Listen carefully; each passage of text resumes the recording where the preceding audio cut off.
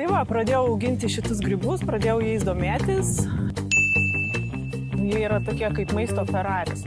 Arba net ne Ferraris, bet iš vis kosminis laivas. Tai aš esu Dalia. Pagal išsilavinimą esu teisininkė. Bet dabar prieš kurį laiką, maždaug prieš porą metų aš išėjau.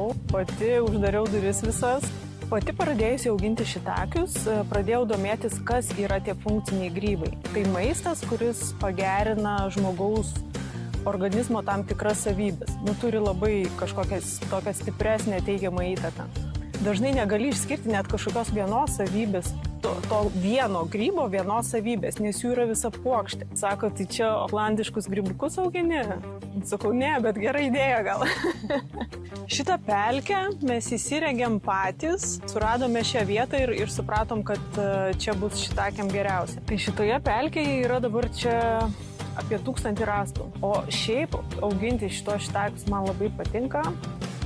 Mano galva dabar labai gerai ilsisi nuo teisinių darbų. Aš čia labai gerai atsigaunu, pasikraunu. Norisi, nežinau, turėti, užauginti tikrą dalyką, užauginti sveiką maistą, kuris padėtų žmonėm, kuris sveikatintų žmonės. Prisidėti prie tų tokių kažkokių prasmingų dalykų. Tai iš tikrųjų man labai patinka ir viskas gerai kol kas.